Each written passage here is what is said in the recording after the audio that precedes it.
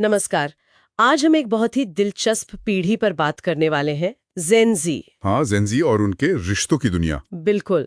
हमारे पास कुछ नोट्स और एक खास लेख भी है।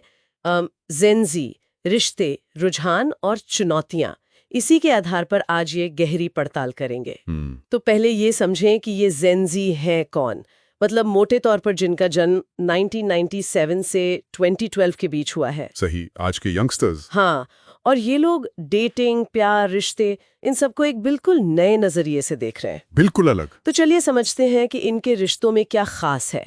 कुछ अच्छी बातें भी हैं और कुछ कह सकते हैं कि थोड़े उलझाने वाले पैटर्न्स भी। हाँ, दोनों पहलू हैं। तो अच्छी बातों से शुरू करें।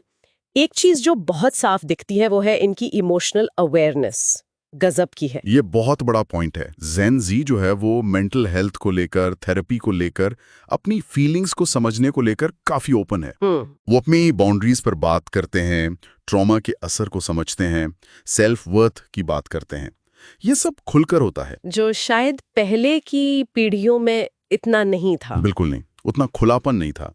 और इसके साथ ही जेंडर और ओरिएंटेशन को लेकर भी एक्सेप्टेंस बहुत ज्यादा है। हाँ, LGBTQ+ रिश्ते हों या नॉन बाइनरी पहचान। हाँ, इन सब को लेकर ज्यादा सहजता है, ज्यादा सम्मान है।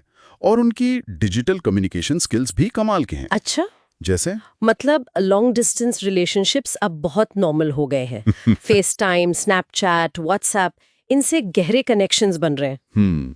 टेक्नोलॉजी का सही इस्तेमाल। बिल्कुल। और एक और जरूरी बात, कंसेंट कल्चर, आपसी सहमति पर बहुत जोर है। सिर्फ फिजिकल नहीं। नहीं, इमोशनल लेवल पर भी। ये बहुत महत्वपूर्ण बदलाव है। हाँ, ये तो काफी पॉजिटिव बातें हुई। लेकिन जैसा हमने कहा, सिक्के का दूसरा पहलू भी है। कुछ उलझाने वाले थोड़े क्योटिक पैटर्न भी दिख रहे हैं। हाँ, वो भी है। जैसे ये ध्यान भटकने वाली बात, डेटिंग एप्स के कारण। बिल्कुल। देखिए, टिंडर, बम्बल जैसे एप्स ने मिलना आसान तो किया है, पर एक प्रॉब्लम यह है कि लोग कई बार पार्टनर्स को प्रोडक्ट की तरह स्वाइप करते हैं। हमेशा लगता है कि शायद कोई बेहतर ऑप्शन मिल जाए। अच्छा, वो फोमो वाली बात। FOMO. Fear of missing out. Exactly. FOMO के चक्कर में कमिटमेंट से बचते हैं। तो फिर किस तरह के रिश्ते बनते हैं? कई लोग फिर लॉन्ग टर्म सीरियस रिश्तों की जगह कैजुअल कनेक्शन ज्यादा पसंद करते हैं और सिचुएशनशिप्स बहुत बढ़ गई हैं। सिचुएशनशिप्स मतलब जिनका कोई नाम नहीं। हाँ, ऐसे रिश्ते जिनका कोई लेबल नहीं, कोई तय परिभाषा नहीं। पर दिक्कत यह है कि इससे बहुत इमोशनल कंफ्यूजन होता है। समझ सकती हूँ, क्लैरिटी नहीं होती। बिल्कुल। और फिर सोशल मीडिया का असर, वो तो है ही। वो कैसे? मतलब लास्ट सीन चेक करना? हाँ, लास्ट सीन देखना, स्नैप स्ट्रीक्स का प्रेशर, इंस्टाग्राम पर दूसरों की परफेक्ट लाइफ देखकर जलन, इनसिक्योरिटी, ये सब बहुत कॉमन है।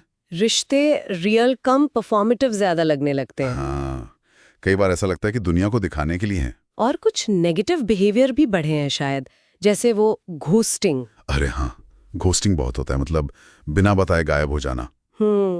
फिर ब्रेड क्रम्बिंग है, झूठी उम्मीदें देते रहना। लव बॉम्बिंग, शुरू में बहुत ज्यादा प्यार जताना, फिर एकदम पीछे हट जाना। बाप रे, ये तो सीधी बातचीत की जगह एक तरह का मैनिपुलेशन हुआ। हाँ, कई बार ऐसा हो जाता है। क्लियर कम्युनिकेशन की कमी दिखती है। तो इन सब ट्रेंड्स के पीछे वजह क्या है? मतलब क्यों हो रहा है ये सब? देखिए, ये कई चीजों का मिक्स है। एक तो सोशल मीडिया जो अनरियल एक्सपेक्टेशंस बनाता है। फिर डेटिंग एप्स जहां ऑप्शंस बहुत हैं पर शायद गहराई कम। सही। पॉप कल्चर भी है जो कहीं ना कहीं हुकअप कल्चर को ग्लैमराइज करता है। अच्छा। मेंटल हेल्थ का भी एक साइड इफेक्ट है। लोग ब्रेकअप से जल्दी मूव ऑन तो कर लेते हैं, पर शायद ओवरथिंकिंग भी ज्यादा करते हैं। और करियर फोकस। हाँ, करियर पर जोर ज्यादा है, तो शादी या सीरियस रिश्ते लोग टाल देते हैं। ये सब मिलकर जेड के रिश्तों का माहौल बना रहे हैं। तो फिर सवाल ये उठता है कि ये जो ट्रेंड्स हैं, ये ज्यादा हेल्दी हैं या ज्यादा क्योटिक, अस्त व्यस्त? यही तो सबसे दिलचस्प सवाल है, और इसका जवाब शायद दोनों है। दोनों? कैसे? देखिए, एक तरफ तो ज्यादा ईमानदारी है, ज्यादा खुलापन, ज्यादा इमोशनल समझ है। लोग अपनी जरूरतें जानते हैं। हाँ, ये तो पॉजिटिव है। हाँ, लेकिन दूसरी तरफ टेक्नोलॉजी और चॉइसेस की वजह से बहुत कंफ्यूजन है। रिश्ते ज्यादा फ्रिजाइल लगते हैं और कई बार फैसले सुविधा या एल्गोरिदम के हिसाब से होते दिखते हैं। तो ये कहना मुश्किल है कि ये अच्छा है या बुरा। हाँ, ये एक कॉम्प्लेक्स तस्वीर है। इसमें प्लस भी हैं, माइनस भी हैं। आखिर में ये इंडिविजुअल पे डिपेंड करता है कि वो इन टूल्स और इस फ्रीडम का इस्तेमाल कैसे करता है। सही बात है। गहरे कनेक्शंस बनाने के लिए या बस ऑप्शंस में खो जाने के लिए। बिल्कुल। तो कुल मिलाकर देखें तो जेन जेड के रिश्ते वाकई कॉम्प्लेक्स हैं। टेक्नोलॉजी, बदलते सोशल नॉर्म्स, पर्सनल ग्रोथ की चाह, इन सब के बीच वो अपना रास्ता बना रहे हैं। हाँ। उनमें इमोशनल समझ और एक्सेप्टेंस तो यकीनन पिछले पीढ़ियों से बेहतर है। हाँ, वो तो है। पर डिजिटल दुनिया और इतने सारे ऑप्शंस ने नई मुश्किलें भी खड़ी की हैं। बिल्कुल।